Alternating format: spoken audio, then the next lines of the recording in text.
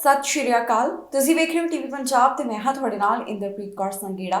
ਖਬਰਾਂ ਦੇ ਇਸ ਬੁਲੇਟਿਨ ਵਿੱਚ ਤੁਹਾਡਾ ਸਵਾਗਤ ਹੈ। ਨਜ਼ਰ ਮਾਰਦੇ ਹਾਂ ਹੈਡਲਾਈਨਸ ਤੇ। ਪੰਜਾਬੀ ਦੀ ਨਿਕਲੀ ਲਾਟਰੀ, ਕਰਨਗੇ ਧੀ ਦੀ ਪੜ੍ਹਾਈ ਤੇ ਖਰਚ। 3 ਲੱਖ ਤੋਂ ਵੱਧ ਨੂੰ ਮਿਲੇ ਸਟੂਡੈਂਟ ਵੀਜ਼ੇ। ਇਮੀਗ੍ਰੇਸ਼ਨ ਬਾਰੇ ਹੋਏ ਵੱਡੇ ਖੁਲਾਸੇ। ਬ੍ਰਹਮਚੰਦ ਦੇ ਪਲਾਜ਼ੇ ਵਿੱਚ ਪੰਜਾਬੀਆਂ ਦੀ ਲੜਾਈ ਕਰਨ ਵਾਲੇ ਦੱਸੇ ਜਾ ਰਹੇ ਨੇ ਅੰਤਰਰਾਸ਼ਟਰੀ ਵਿਦਿਆਰਥੀ।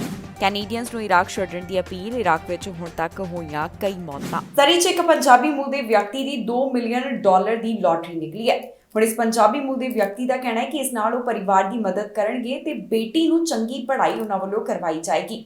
ਬ੍ਰਿਟਿਸ਼ ਕੋਲੰਬੀਆ ਦੇ ਨਾਲ ਸੰਬੰਧਿਤ ਇਹ ਜਿਹੜੀ ਖਬਰ ਸਾਹਮਣੇ ਆਈ ਹੈ, ਇਸ ਵਿੱਚ ਜਿਸ ਵਿਅਕਤੀ ਦੀ ਲਾਟਰੀ ਨਿਕਲੀ ਉਹਨਾਂ ਦਾ ਕਹਿਣਾ ਹੈ ਕਿ ਜਦੋਂ ਉਹਨਾਂ ਨੂੰ ਇਸ ਬਾਰੇ ਪਤਾ ਚੱਲਿਆ ਤੇ ਉਹਨਾਂ ਨੂੰ ਯਕੀਨ ਨਹੀਂ ਹੋਇਆ। ਪਰਿਵਾਰ ਨੂੰ ਜਦੋਂ ਉਹਨਾਂ ਨੇ ਇਸ ਬਾਰੇ ਦੱਸਿਆ ਤਾਂ ਪਰਿਵਾਰ ਵੀ ਭਾਵੁਕ ਹੋ ਗਿਆ। ਪੰਜਾਬੀ ਮੂਲ ਦੇ ਵਿਅਕਤੀ ਦੀ ਸਰੀ ਵਿੱਚ ਲਾਟਰੀ ਨਿਕਲੀ, ਜਿਸ ਨਾਲ ਉਹ ਧੀ ਨੂੰ ਇੱਕ ਚੰਗੀ ਪੜ੍ਹਾਈ ਕਰਵਾਉਣਗੇ।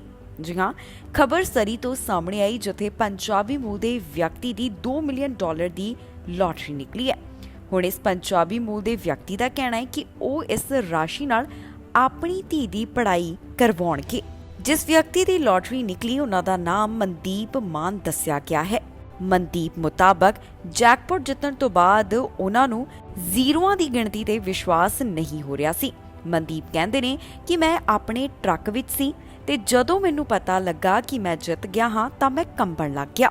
ਮਨਦੀਪ ਨੇ ਦੱਸਿਆ ਕਿ ਉਹ ਆਪਣੀ ਪਤਨੀ ਅਤੇ ਬੱਚਿਆਂ ਨੂੰ ਆਪਣੀ ਜਿੱਤ ਬਾਰੇ ਦੱਸਣ ਵਾਸਤੇ ਬਹੁਤ ਉਤਸ਼ਾਹਿਤ ਸੀ।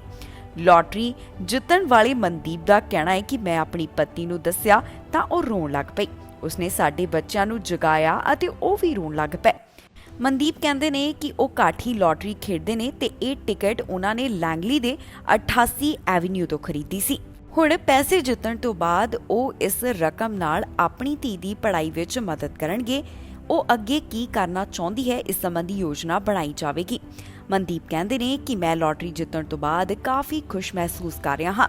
ਇਸ ਨਾਲ ਮੇਰੇ ਬੱਚਿਆਂ ਵਾਸਤੇ ਕਈ ਚੀਜ਼ਾਂ ਆਸਾਨ ਹੋ ਗਈਆਂ ਹਨ। ਜ਼ਿਕਰਯੋਗ ਹੈ, ਅੰਕੜਿਆਂ ਮੁਤਾਬਕ ਹੁਣ ਤੱਕ ਬ੍ਰਿਟਿਸ਼ ਕੋਲੰਬੀਆ ਨੇ ਲਾਟਰੀ ਵਿੱਚ $18 ਮਿਲੀਅਨ ਤੋਂ ਵੱਧ ਦੇ ਇਨਾਮ ਜਿੱਤੇ ਨੇ।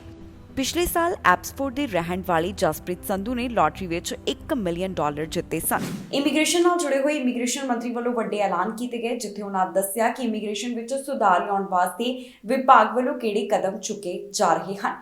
ਦੱਸਿਆ ਗਿਆ ਹੈ ਕਿ ਕਿੰਨੇ ਸਟੂਡੈਂਟ ਵੀਜ਼ਾ ਜਾਰੀ ਕੀਤੇ ਗਏ, ਕਿੰਨਿਆਂ ਨੂੰ ਵਰਕ ਪਰਮਿਟ ਹਾਸਲ ਹੋਇਆ। ਇਸ ਬਾਰੇ ਸਾਰੀ ਜਾਣਕਾਰੀ ਇਮੀਗ੍ਰੇਸ਼ਨ ਮੰਤਰੀ ਵੱਲੋਂ ਦਿੱਤੀ ਗਈ।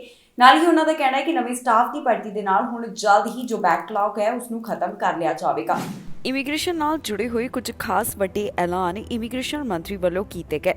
ਮੌਜੂਦਾ ਸਮੇਂ ਫਾਈਲਾਂ ਦਾ ਕਾਫੀ ਜ਼ਿਆਦਾ ਬੈਕਲੌਗ ਇਕੱਠਾ ਹੋ ਚੁੱਕਿਆ ਹੈ, ਜਿਸ ਕਾਰਨ ਕਈਆਂ ਨੂੰ ਤਾਂ ਰਿਫਿਊਜ਼ਲ ਦਾ ਵੀ ਸਾਹਮਣਾ ਕਰਨਾ ਪੈ ਰਿਹਾ ਹੈ। ਇਸ ਤੋਂ ਬਾਅਦ ਹੁਣ ਇਮੀਗ੍ਰੇਸ਼ਨ ਮੰਤਰੀ ਵੱਲੋਂ ਦੱਸਿਆ ਗਿਆ ਹੈ ਕਿ ਬੈਕਲੌਗ ਨੂੰ ਕਲੀਅਰ ਕਰਨ ਵਾਸਤੇ ਵਿਭਾਗ ਵੱਲੋਂ ਕਿਹੜੇ ਕਦਮ ਚੁੱਕੇ ਜਾ ਰਹੇ ਨੇ। ਸਭ ਤੋਂ ਪਹਿਲਾਂ ਜ਼ਿਕਰ ਕੀਤਾ ਗਿਆ ਨਵੇਂ ਕਰਮਚਾਰੀ ਭਰਤੀ ਕੀਤੇ ਜਾਣ ਦਾ। ਇਮੀਗ੍ਰੇਸ਼ਨ ਮੰਤਰੀ ਦੇ ਦੱਸਣ ਮੁਤਾਬਕ ਉਹਨਾਂ ਵੱਲੋਂ 1250 ਨਵੇਂ ਕਰਮਚਾਰੀਆਂ ਦੀ ਭਰਤੀ ਕੀਤੀ ਜਾਵੇਗੀ ਤਾਂ ਕਿ ਜਲਦ ਬੈਕਲੌਗ ਸੰਬੰਧੀ ਹੱਲ ਕੱਢ ਲਿਆ ਜਾਵੇ। ਇਸ ਤੋਂ ਇਲਾਵਾ ਆਪਣੇ ਸਿਸਟਮ ਦੇ ਵਿੱਚ ਬਦਲਾਵ ਲਿਆਉਣ ਦੀ ਵੀ ਗੱਲ ਕਹੀ ਗਈ ਹੈ। ਅਗਸਤ 2022 ਤੱਕ 3 ਲੱਖ ਨਵੇਂ PR ਸਵਾਗਤ ਕੀਤੇ ਜਾਣ ਦੇ ਬਾਰੇ ਵੀ ਜਾਣਕਾਰੀ ਦਿੱਤੀ ਗਈ। ਇਮੀਗ੍ਰੇਸ਼ਨ ਮੰਤਰੀ ਵੱਲੋਂ ਦੱਸਿਆ ਗਿਆ ਹੈ ਕਿ 1 ਜਨਵਰੀ ਤੋਂ 31 ਜੁਲਾਈ ਤੱਕ ਉਹਨਾਂ ਵੱਲੋਂ 3,49,000 ਨਵੇਂ ਵਰਕ ਪਰਮਿਟ ਜਾਰੀ ਕੀਤੇ ਗਏ। ਸਾਲ 2021 ਵਿੱਚ ਇਹ ਅੰਕੜਾ 1,12,000 ਦਾ ਸੀ। 1 ਜਨਵਰੀ ਤੋਂ 31 ਜੁਲਾਈ 2022 ਤੱਕ 3,60,000 ਸਟੱਡੀ ਪਰਮਿਟ ਵੀ ਜਾਰੀ ਕੀਤੇ ਗਏ। ਸਾਲ 2021 ਦੇ ਵਿੱਚ ਇਹ ਅੰਕੜਾ 3,06,000 ਦਾ ਸੀ। ਇਸ ਤੋਂ ਬਾਅਦ ਯੂਕਰੇਨ ਵਾਸਤੇ ਜੋ ਇੱਕ ਖਾਸ ਪ੍ਰੋਗਰਾਮ ਚਲਾਇਆ ਗਿਆ, ਉਸ ਸੰਬੰਧੀ 2,16,000 ਅਰਜ਼ੀਆਂ ਦੇ ਉੱਪਰ ਫੈਸਲਾ ਸੁਣਾਇਆ ਗਿਆ। ਜ਼ਿਕਰਯੋਗ ਹੈ ਕਿ ਇਸ ਸਮੇਂ ਇਮੀਗ੍ਰੇਸ਼ਨ ਵਿਭਾਗ ਕੋਲ 2.7 ਮਿਲੀਅਨ ਦੇ ਕਰੀਬ ਫਾਈਲਾਂ ਅਜਿਹੀਆਂ ਪਈਆਂ ਨੇ ਜਿਨ੍ਹਾਂ ਉੱਪਰ ਫੈਸਲਾ ਨਹੀਂ ਸੁਣਾਇਆ ਗਿਆ। ਸਮੇਂ-ਸਮੇਂ ਦੇ ਉੱਪਰ ਜਾਣਕਾਰੀ ਦਿੱਤੀ ਗਈ, ਜਿੱਥੇ ਦੱਸਿਆ ਗਿਆ ਕਿ ਬੈਕਲੌਗ ਦੇ ਵਿੱਚ ਲਗਾਤਾਰ ਵਾਧਾ ਹੁੰਦਾ ਗਿਆ। ਇਸ ਪਿੱਛੇ ਕੀ ਵੱਡੇ ਕਾਰਨ ਹੈ, ਇਹ ਵੀ ਜਾਣਕਾਰੀ ਦਿੱਤੀ ਜਾ ਰਹੀ ਹੈ। ਇਮੀਗ੍ਰੇਸ਼ਨ ਮੰਤਰੀ ਵੱਲੋਂ ਵੀ ਇਸ ਗੱਲ ਨੂੰ ਲੈ ਕੇ ਜ਼ਿਕਰ ਕੀਤਾ ਗਿਆ ਸੀ ਕਿ ਜੋ ਉਹਨਾਂ ਵੱਲੋਂ ਰਿਫਿਊਜੀਆਂ ਸੰਬੰਧੀ ਸਪੈਸ਼ਲ ਪ੍ਰੋਗਰਾਮ ਚਲਾਇਆ ਗਿਆ, ਇਸ ਕਾਰਨ ਬੈਕਲੌਗ ਦੇ ਵਿੱਚ ਵਾਧਾ ਹੋ ਗਿਆ। ਇੱਥੇ ਵੀ ਦੱਸਣਯੋਗ ਹੈ ਕਿ ਬਹੁਤ ਸਾਰੇ ਭਾਰਤ ਦੇ ਨਾਲ ਜੁੜੇ ਹੋਏ ਵੀ ਵਿਦਿਆਰਥੀ ਹਨ ਜਿਨ੍ਹਾਂ ਵੱਲੋਂ ਕੈਨੇਡਾ ਦੇ ਸਟੱਡੀ ਵੀਜ਼ੇ ਦਾ ਇੰਤਜ਼ਾਰ ਕੀਤਾ ਜਾ ਰਿਹਾ ਹੈ ਤੇ ਕਈਆਂ ਨੂੰ ਤਾਂ ਰਿਫਿਊਜ਼ਲ ਦਾ ਸਾਹਮਣਾ ਵੀ ਕਰਨਾ ਪਿਆ। ਬ੍ਰੈਂਪਟਨ ਦੇ ਪਲਾਜ਼ਾ ਵਿੱਚ ਲੜਾਈ ਹੋਣ ਦਾ ਮਾਮਲਾ ਸਾਹਮਣੇ ਆਇਆ। ਦੱਸਿਆ ਜਾ ਰਿਹਾ ਹੈ ਕਿ ਇੱਥੇ ਜਿਹੜੇ ਪੰਜਾਬੀ ਮੂਲ ਦੇ ਕੁਝ ਨੌਜਵਾਨ ਸਨ ਉਹਨਾਂ ਦਾ ਝਗੜਾ ਹੋ ਗਿਆ। ਲੜਾਈ ਦੀਆਂ ਵੀਡੀਓ ਸੋਸ਼ਲ ਮੀਡੀਆ ਉੱਪਰ ਵੀ ਕਾਫੀ ਜ਼ਿਆਦਾ ਵਾਇਰਲ ਹੋ ਰਹੀਆਂ ਨੇ। ਇਹ ਵੀ ਗੱਲ ਕਹੀ ਜਾ ਰਹੀ ਹੈ ਕਿ ਇਹ ਸਾਰੇ ਅੰਤਰਰਾਸ਼ਟਰੀ ਵਿਦਿਆਰਥੀ ਸਨ ਜਿਨ੍ਹਾਂ ਦਾ ਪਾਰਕਿੰਗ ਲਾਟ ਦੇ ਵਿੱਚ ਪਲਾਜ਼ਾ ਦੇ ਵਿੱਚ ਝਗੜਾ ਹੋਇਆ। ਬ੍ਰੈਂਪਟਨ ਦੇ ਪਲਾਜ਼ੇ ਦੇ ਉੱਪਰ ਲੜਾਈ ਹੋਈ ਜਿਸ ਸੰਬੰਧੀ ਪੁਲਿਸ ਜਾਂਚ ਪੜਤਾਲ ਕਰ ਰਹੀ ਹੈ। ਪੁਲਿਸ ਦਾ ਕਹਿਣਾ ਹੈ ਕਿ ਜੇਕਰ ਕਿਸੇ ਨੂੰ ਵੀ ਇਸ ਬਾਰੇ ਜਾਣਕਾਰੀ ਹੋਵੇ ਤਾਂ ਉਹਨਾਂ ਨਾਲ ਜ਼ਰੂਰ ਸੰਪਰਕ ਕਰਨ। ਦੱਸ ਦਈਏ ਕਿ ਇਹ ਮਾਮਲਾ 28 ਅਗਸਤ ਦੀ ਰਾਤ ਬ੍ਰੈਂਪਟਨ ਦੇ ਪਲਾਜ਼ੇ ਤੋਂ ਸਾਹਮਣੇ ਆਇਆ ਸੀ। ਦੱਸਿਆ ਜਾ ਰਿਹਾ ਹੈ ਕਿ ਬ੍ਰੈਂਪਟਨ ਦੇ ਇੱਕ ਪਲਾਜ਼ੇ ਦੇ ਉੱਪਰ ਜੋ ਲੜਾਈ ਹੋਈ ਉਸ ਦੀ ਜਾਂਚ ਪੁਲਿਸ ਕਰ ਰਹੀ ਹੈ। ਉਹਨਾਂ ਵੱਲੋਂ ਆਮ ਲੋਕਾਂ ਤੋਂ ਸਹਿਯੋਗ ਦੀ ਅਪੀਲ ਕੀਤੀ ਗਈ ਹੈ। ਪੁਲਿਸ ਵੱਲੋਂ ਹੁਣ ਤੱਕ ਦੀ ਜਾਣਕਾਰੀ ਮੁਤਾਬਕ ਦੱਸਿਆ ਗਿਆ ਕਿ ਇਹ ਲੜਾਈ ਦੀ ਘਟਨਾ 28 ਅਗਸਤ ਐਤਵਾਰ ਵਾਲੇ ਦਿਨ ਰਾਤ ਵੇਲੇ 1:30 ਦੇ ਕਰੀਬ ਵਾਪਰੀ। ਇਸ ਤੋਂ ਇਲਾਵਾ ਦੱਸਿਆ ਗਿਆ ਕਿ ਇਸ ਲੜਾਈ ਦੀ ਵੀਡੀਓ ਸੋਸ਼ਲ ਮੀਡੀਆ ਉੱਪਰ ਵੀ ਕਾਫੀ ਜ਼ਿਆਦਾ ਵਾਇਰਲ ਹੋ ਰਹੀ ਹੈ ਅਤੇ ਇਸ ਵਿੱਚ ਪੰਜਾਬੀ ਮੂਲ ਦੇ ਕੁਝ ਨੌਜਵਾਨ ਲੜਦੇ ਹੋਏ ਵੇਖੇ ਜਾ ਸਕਦੇ ਨੇ। ਇਹਨਾਂ ਵਿਦਿਆਰਥੀਆਂ ਨੂੰ ਅੰਤਰਰਾਸ਼ਟਰੀ ਵਿਦਿਆਰਥੀ ਦੱਸਿਆ ਜਾ ਰਿਹਾ ਹੈ। ਪੀਲ ਪੁਲਿਸ ਦਾ ਕਹਿਣਾ ਹੈ ਕਿ ਉਹ ਸੋਸ਼ਲ ਮੀਡੀਆ ਉੱਪਰ ਵਾਇਰਲ ਹੋ ਰਹੀ ਵੀਡੀਓ ਤੋਂ ਜਾਣੂ ਨੇ। ਪੁਲਿਸ ਮੁਤਾਬਕ ਇਸ ਲੜਾਈ ਦੌਰਾਨ ਕੁਝ ਨੌਜਵਾਨਾਂ ਦੇ ਸੱਟਾਂ ਵੀ ਲੱਗੀਆਂ। ਹੁਣ ਪੁਲਿਸ ਵੱਲੋਂ ਅਪੀਲ ਕੀਤੀ ਗਈ ਹੈ ਕਿ ਜੇਕਰ ਕਿਸੇ ਨੂੰ ਵੀ ਇਸ ਬਾਰੇ ਕੋਈ ਜਾਣਕਾਰੀ ਹੋਵੇ ਤਾਂ ਕ੍ਰਿਮੀਨਲ ਇਨਵੈਸਟੀਗੇਸ਼ਨ ਬਿਊਰੋ ਨਾਲ 9054532212 ਦੇ ਉੱਪਰ ਸੰਪਰਕ ਕੀਤਾ ਜਾ ਸਕਦਾ ਹੈ। ਇਸ ਤੋਂ ਇਲਾਵਾ ਪੀਲ ਕ੍ਰਾਈਮ ਸਟਾਪਰਸ ਦੇ ਨਾਲ 1800222847 ਦੇ ਉੱਪਰ ਵੀ ਸੰਪਰਕ ਕਰਦਿਆਂ ਜਾਣਕਾਰੀ ਸਾਂਝੀ ਕੀਤੀ ਜਾ ਸਕਦੀ ਹੈ। ਫਿਲਹਾਲ ਮਾਮਲੇ ਦੀ ਵਧੇਰੇ ਜਾਂਚ ਪੜਤਾਲ ਕੀਤੀ ਜਾ ਰਹੀ ਹੈ ਜਿਸ ਤੋਂ ਬਾਅਦ ਬਾਕੀ ਦੀ ਜਾਣਕਾਰੀ ਦਿੱਤੀ ਜਾਵੇਗੀ। ਕੈਨੇਡੀਅਨਸ ਨੂੰ ਸਲਾਹ ਦਿੱਤੀ ਜਾ ਰਹੀ ਹੈ ਕਿ ਉਹ ਇਰਾਕ ਛੱਡ ਦੇਣ। ਇਰਾਕ ਦੇ ਵਿੱਚ ਇਸ ਸਮੇਂ ਜੋ ਮਾਹੌਲ ਬਣਿਆ ਹੋਇਆ ਹੈ ਇਸ ਨੂੰ ਧਿਆਨ ਵਿੱਚ ਰੱਖਦਿਆਂ ਹੀ ਇਹ ਐਲਾਨ ਜਿਹੜਾ ਹੈ ਅਪੀਲ ਉਹ ਕੀਤੀ ਜਾ ਰਹੀ ਹੈ। ਦੱਸ ਦਈਏ ਕਿ ਇਰਾਕ ਵਿੱਚ ਹੁਣ ਤੱਕ ਕਈ ਲੋਕਾਂ ਦੀ ਜਾਨ ਜਾ ਚੁੱਕੀ ਹੈ। ਕੈਨੇਡੀਅਨਸ ਨੂੰ ਹੁਣ ਇਰਾਕ ਛੱਡਣ ਦੀ ਅਪੀਲ ਕੀਤੀ ਗਈ ਹੈ। ਇਰਾਕ ਵਿੱਚ ਇਸ ਸਮੇਂ ਜੋ ਮਾਹੌਲ ਬਣਿਆ ਹੋਇਆ ਉਸ ਨੂੰ ਧਿਆਨ ਵਿੱਚ ਰੱਖਦਿਆਂ ਹੀ ਸੁਰੱਖਿਆ ਦੇ ਮੱਦੇਨਜ਼ਰ ਇਹ ਕਦਮ ਚੁੱਕਿਆ ਗਿਆ। ਦੱਸ ਦਈਏ ਕਿ ਇੱਥੇ ਜਿਸ ਤਰ੍ਹਾਂ ਦੇ ਹਾਲਾਤ ਬਣੇ ਨੇ ਉਸ ਵਿੱਚ 30 ਵਿਅਕਤੀਆਂ ਦੀ ਮੌਤ ਹੋ ਚੁੱਕੀ ਹੈ।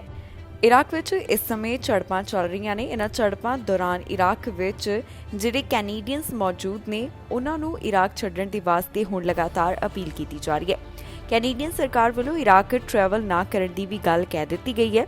ਇਰਾਕ ਦੇ ਬਗਦਾਦ ਸ਼ਹਿਰ ਵਿੱਚ ਫੌਜ ਅਤੇ ਮੌਲਵੀ ਮੁਕਤਾਦਾ ਦੇ ਸਮਰਥਕਾਂ ਵਿੱਚ ਤਿੱਖੀਆਂ ਝੜਪਾਂ ਦੇਖਣ ਨੂੰ ਮਿਲੀਆਂ ਜਿਸ ਵਿੱਚ ਘੱਟੋ-ਘੱਟ 30 ਵਿਅਕਤੀਆਂ ਦੀ ਮੌਤ ਹੋਣ ਦੇ ਬਾਰੇ ਜਾਣਕਾਰੀ ਦਿੱਤੀ ਜਾ ਰਹੀ ਹੈ। ਦੱਸ ਦਈਏ ਕਿ ਮੌਲਵੀ ਅਲ ਸਦਰ ਦੀ ਅਪੀਲ ਤੋਂ ਬਾਅਦ ਮੌਲਵੀ ਦੇ ਹਥਿਆਰਬੰਦ ਸਮਰਥਕਾਂ ਨੇ ਮੰਗਲਵਾਰ ਨੂੰ ਸੜਕਾਂ ਤੋਂ ਪਿੱਛੇ ਹਟਣਾ ਸ਼ੁਰੂ ਕਰ ਦਿੱਤਾ। ਇਰਾਕ ਦੀ ਫੌਜ ਨੇ ਵੀ ਦੇਸ਼ ਵਿਆਪੀ ਕਰਫਿਊ ਨੂੰ ਹਟਾਉਣ ਦਾ ਐਲਾਨ ਕੀਤਾ ਹੈ। ਇਰਾਕੀ ਅਧਿਕਾਰੀਆਂ ਤੇ ਸੰਯੁਕਤ ਰਾਸ਼ਟਰ ਨੂੰ ਟੈਲੀਵਿਜ਼ਨ ਰਾਹੀਂ ਸੰਯਮ ਰੱਖਣ ਦੀ ਬੇਨਤੀ ਲਗਾਤਾਰ ਕੀਤੀ ਜਾ ਰਹੀ ਹੈ। ਅਲ ਸਦਰ ਦੀ ਪਾਰਟੀ ਨੇ ਅਕਤੂਬਰ ਦੀਆਂ ਸੰਸਦੀ ਚੋਣਾਂ ਵਿੱਚ ਵੱਡੀ ਪੱਧਰ ਤੇ ਸੀਟਾਂ ਜਿੱਤੀਆਂ ਪਰ ਬਹੁਮਤ ਵਾਲੀ ਸਰਕਾਰ ਨਾ ਬਣ ਸਕੀ। ਅਲ ਸਦਰ ਨੇ ਆਪਣੇ ਵਿਰੋਧੀਆਂ ਨਾਲ ਗੱਲਬਾਤ ਕਰਨ ਤੋਂ ਇਨਕਾਰ ਕਰ ਦਿੱਤਾ ਜਿਸ ਦੇ ਚੱਲਦਿਆਂ ਦੇਸ਼ ਵਿੱਚ ਸਿਆਸੀ ਅਨਿਸ਼ਚਿਤਤਾ ਹੋ ਗਈ ਹੈ। ਇਸ ਤੋਂ ਬਾਅਦ ਅਲ ਸਦਰ ਨੇ ਸੋਮਵਾਰ ਨੂੰ ਅਚਾਨਕ ਅਸਤੀਫਾ ਦੇ ਦਿੱਤਾ ਤੇ ਉਸ ਦੇ ਸਪੋਰਟਰਸ ਨੇ ਤੁਰੰਤ ਗ੍ਰੀਨ ਜ਼ੋਨ ਤੇ ਹਮਲਾ ਕਰ ਦਿੱਤਾ। ਇਰਾਕ ਵਿੱਚ ਕੈਨੇਡਾ ਦੇ ਰਾਜਦੂਤ ਲਗਾਤਾਰ ਇਸ ਬਾਰੇ ਟਵੀਟ ਕਰ ਰਹੇ ਨੇ। ਉਹਨਾਂ ਨੇ ਟਵੀਟ ਕੀਤਾ ਤੇ ਸਥਿਤੀ ਬਾਰੇ ਜਾਣਕਾਰੀ ਸਾਂਝੀ ਕੀਤੀ। ਟਵੀਟ ਦੇ ਵਿੱਚ ਕਿਹਾ ਗਿਆ ਕਿ ਕੈਨੇਡਾ ਸਾਰੀਆਂ ਧਿਰਾਂ ਨੂੰ ਅਪੀਲ ਕਰਦਾ ਹੈ ਕਿ ਉਹ ਸਥਿਤੀ ਨੂੰ ਜਲਦੀ ਕਾਬੂ ਕਰਨ ਵਾਸਤੇ ਕਦਮ ਚੁੱਕਣ ਅਤੇ ਸਾਰੇ ਇਰਾਕੀਆਂ ਦੇ ਫਾਇਦੇ ਦੇ ਮਤਭੇਦਾਂ ਨਾਲ ਗੱਲਬਾਤ ਰਾਹੀਂ ਹੱਲ ਕਰਨ। ਇਸ ਦੌਰਾਨ ਬਗਦਾਦ ਵਿੱਚ ਕੈਨੇਡੀਅਨ ਦੂਤਵਾਸ ਨੇ ਇਰਾਕ ਵਿਚਲੇ ਕੈਨੇਡੀਅਨਸ ਨੂੰ ਸਲਾਹ ਦਿੱਤੀ ਹੈ ਕਿ ਜਦੋਂ ਇਜਾਜ਼ਤ ਹੋਵੇ ਅਜਿਹਾ ਕਰਨਾ ਸੁਰੱਖਿਅਤ ਹੋਵੇ ਤਾਂ ਉਹ ਵਾਪਸ ਚਲੇ ਜਾਣ। ਇਸ ਤੋਂ ਇਲਾਵਾ ਕਈ ਉਡਾਨਾਂ ਵੀ ਰੱਦ ਕਰਨ ਦੇ ਬਾਰੇ ਜਾਣਕਾਰੀ ਦਿੱਤੀ ਜਾ ਰਹੀ ਹੈ। ਐਪਸਫੋਰਡ ਪੁਲਿਸ ਵੱਲੋਂ ਇੱਕ ਨਸ਼ਾ ਬਣਾਉਣ ਵਾਲੀ ਲੈਬ ਦਾ ਖੁਲਾਸਾ ਕੀਤਾ ਗਿਆ। ਇਸ ਲੈਬ ਦੇ ਵਿੱਚ ਮੈਥਾਮਫੈਟਾਮਾਈਨ ਤਿਆਰ ਕੀਤਾ ਜਾ ਰਿਹਾ ਸੀ। ਹੁਣ ਐਪਸਫੋਰਡ ਪੁਲਿਸ ਵੱਲੋਂ ਇਸ ਖਿਲਾਫ ਕਾਰਵਾਈ ਕੀਤੀ ਗਈ ਹੈ ਤੇ ਨਾਲ ਹੀ ਉਹਨਾਂ ਨੇ ਦੱਸਿਆ ਕਿ ਮਾਮਲੇ ਦੀ ਜਾਂਚ ਕਦੋਂ ਉਹਨਾਂ ਨੇ ਸ਼ੁਰੂ ਕੀਤੀ ਸੀ। ਐਪਸਫੋਰਡ ਪੁਲਿਸ ਵੱਲੋਂ ਨਸ਼ੇ ਖਿਲਾਫ ਜਾਂਚ ਕੀਤੀ ਜਾ ਰਹੀ ਹੈ।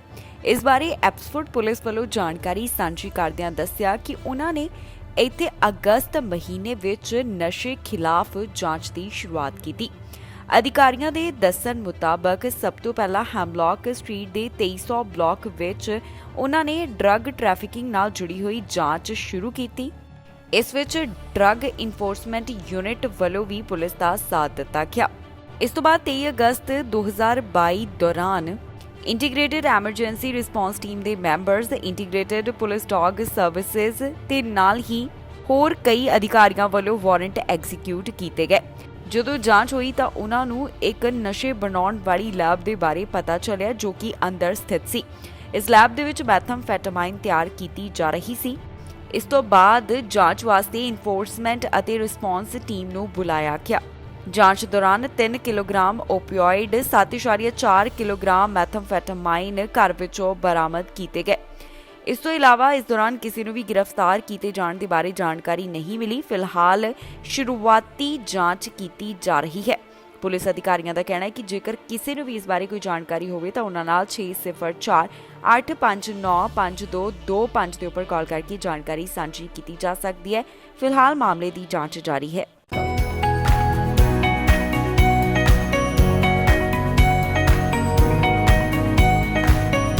ਪ੍ਰਧਾਨ ਮੰਤਰੀ ਜਸਟਿਨ ਟਰੂਡੋ ਵੱਲੋਂ ਘਰਾਂ ਵਾਸਤੇ ਇੱਕ ਵੱਡਾ ਐਲਾਨ ਕੀਤਾ ਗਿਆ। ਉਹਨਾਂ ਨੇ ਕਈ ਘਰਾਂ ਵਾਸਤੇ ਇਨਵੈਸਟਮੈਂਟ ਸੰਬੰਧੀ ਜਾਣਕਾਰੀ ਸਾਂਝੀ ਕੀਤੀ। ਇਸ ਦੀ ਜਾਣਕਾਰੀ ਪ੍ਰਧਾਨ ਮੰਤਰੀ ਵੱਲੋਂ ਖੁਦ ਦੇ ਸੋਸ਼ਲ ਮੀਡੀਆ ਪਲੇਟਫਾਰਮ ਦੇ ਉੱਪਰ ਵੀ ਸਾਂਝੀ ਕੀਤੀ ਗਈ ਹੈ। ਪ੍ਰਧਾਨ ਮੰਤਰੀ ਜਸਟਿਨ ਟਰੂਡੋ ਕਿਚਨਰ ਵਿੱਚ ਮੌਜੂਦ ਸਨ, ਜਿੱਥੇ ਉਹਨਾਂ ਵੱਲੋਂ ਇੱਕ ਵੱਡਾ ਐਲਾਨ ਕੀਤਾ ਗਿਆ। ਪ੍ਰਧਾਨ ਮੰਤਰੀ ਜਸਟਿਨ ਟਰੂਡੋ ਵੱਲੋਂ 17,000 ਘਰਾਂ ਵਾਸਤੇ ਇਨਵੈਸਟਮੈਂਟ ਬਾਰੇ ਜਾਣਕਾਰੀ ਦਿੱਤੀ ਗਈ। ਇਸ ਦੌਰਾਨ ਉਹਨਾਂ ਨੇ ਕਿਹੜੇ ਵਿਚਾਰ ਸਾਂਝੇ ਕੀਤੇ, ਕੀ ਕੁਝ ਕਹਿਣਾ ਹੈ ਪ੍ਰਧਾਨ ਮੰਤਰੀ ਦਾ, ਆਓ ਤੁਹਾਨੂੰ ਸੁਣਾਉਂਦੇ ਹਾਂ ਉਹਨਾਂ ਦੀ ਜ਼ੁਬਾਨੀ। Over the past years and the past months, I've talked with many Canadians who are worried about being able to afford a place to live. This is as true for people looking to buy a home as for those who live in rental housing. We're seeing prices going up across the country. So we know we need to build supply and find innovative solutions. And that's what today's announcement is all about. I'm happy to announce that we are making a major investment to create nearly 17,000 homes, the majority of which will be affordable units. A big piece of this is the upcoming launch of the third phase of our extremely successful Rapid Housing Initiative. We first launched the program in 2020 to quickly deliver permanent housing for vulnerable people. At each stage, this program has exceeded expectations. The first 2 rounds of the Rapid Housing Initiative are set to deliver over 10,000 units, outperforming the 7,500 we initially hoped to build. With today's announcement, this third round will build 4,500 more affordable units from coast to coast to coast.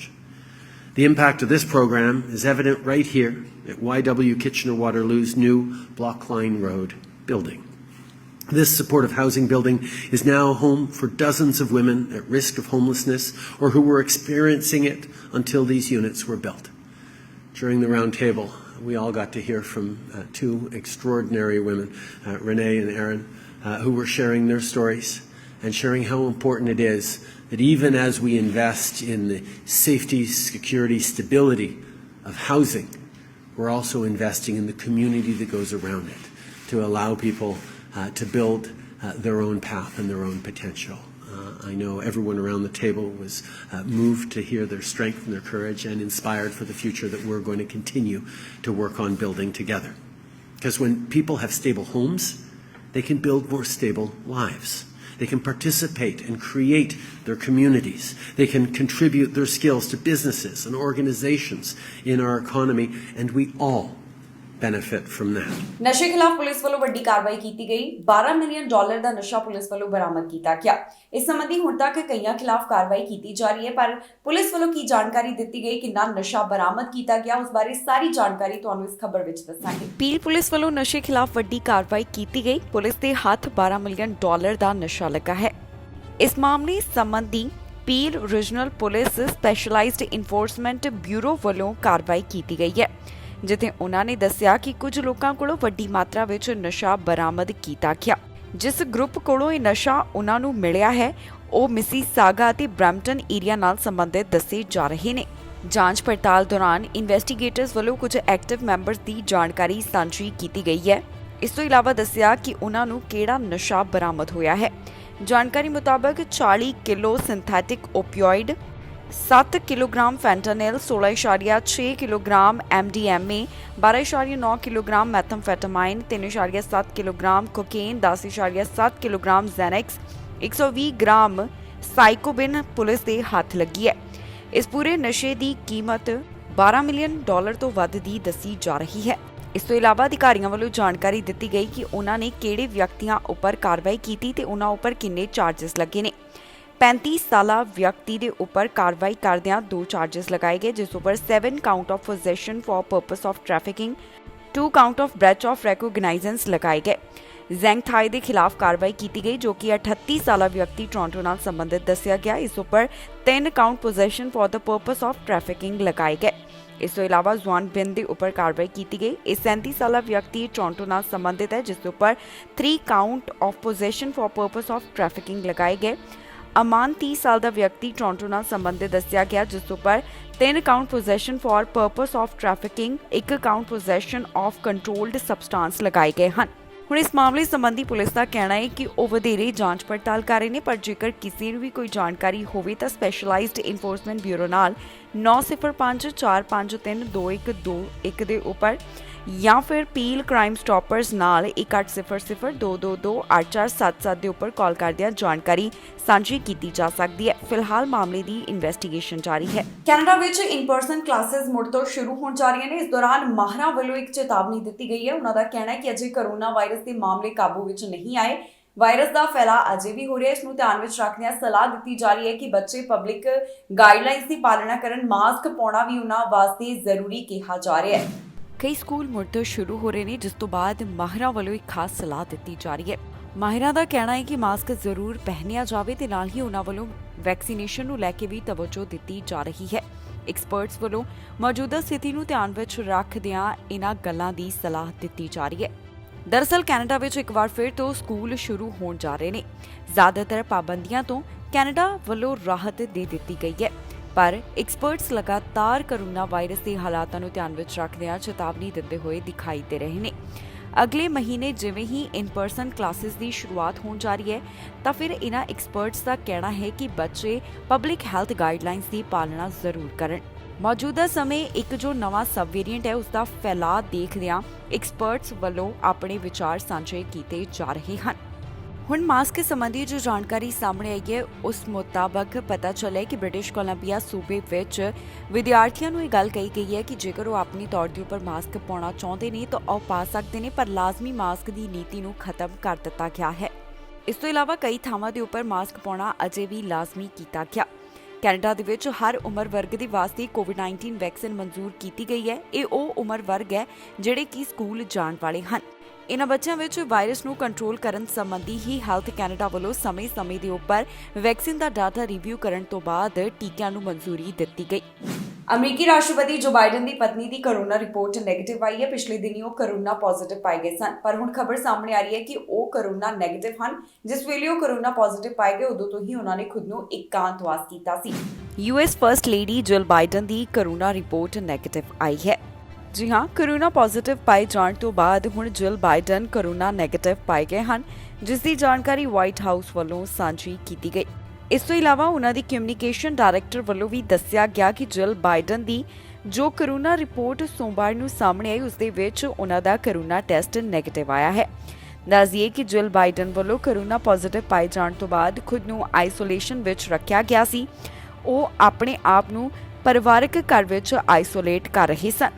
ਇੱਥੇ ਇਹ ਵੀ ਦੱਸਣਯੋਗ ਹੈ ਕਿ 24 ਅਗਸਤ ਨੂੰ ਉਹਨਾਂ ਨੂੰ corona positive ਪਾਇਆ ਗਿਆ ਸੀ, ਪਰ ਉਹਨਾਂ ਨੂੰ ਕੋਰੋਨਾ ਵਾਇਰਸ ਦੇ ਬਹੁਤੇ ਸਿੰਪਟਮ ਦਿਖਾਈ ਨਹੀਂ ਦਿੱਤੇ। ਇਸ ਤੋਂ ਪਹਿਲਾਂ ਅਮਰੀਕਾ ਦੇ ਰਾਸ਼ਟਰਪਤੀ ਜੋ ਬਾਈਡਨ ਵੀ ਕੋਰੋਨਾ ਪੋਜ਼ਿਟਿਵ ਪਾਏ ਗਏ ਸਨ। ਉਹਨਾਂ ਨੂੰ ਕੋਰੋਨਾ ਪੋਜ਼ਿਟਿਵ ਪਾਏ ਜਾਣ ਤੋਂ ਬਾਅਦ ਕੋਰੋਨਾ ਨੈਗੇਟਿਵ ਤੇ ਇੱਕ ਵਾਰ ਫਿਰ ਕੋਰੋਨਾ ਪੋਜ਼ਿਟਿਵ ਪਾਇਆ ਗਿਆ ਸੀ। ਜਾਣਕਾਰੀ ਲਈ ਦੱਸ ਦਈਏ ਕਿ ਜਿਲ ਬਾਈਡਨ ਦੀ ਉਮਰ 71 ਸਾਲ ਹੈ ਤੇ ਉਹਨਾਂ ਵੱਲੋਂ ਕੋਵਿਡ-19 ਵੈਕਸੀਨ ਦੇ ਦੋਨੋਂ ਟੀਕੇ ਤੇ ਦੋਨੋਂ ਬੂਸਟਰ ਡੋਜ਼ ਹਾਸਲ ਕੀਤੇ ਗਏ ਸਨ। ਉਹਨਾਂ ਵੱਲੋਂ ਕੋਵਿਡ-19 ਫਾਈਜ਼ਰ ਦੇ 2 ਬੂਸਟਰ ਡੋਜ਼ ਲਗਵਾਏ ਗਏ ਸਨ, ਜਿਸ ਤੋਂ ਬਾਅਦ ਕੋਰੋਨਾ ਵਾਇਰਸ ਦੇ ਬਹੁਤੇ ਲੱਛਣ ਉਹਨਾਂ ਨੂੰ ਦਿਖਾਈ ਨਹੀਂ ਦਿੱਤੇ।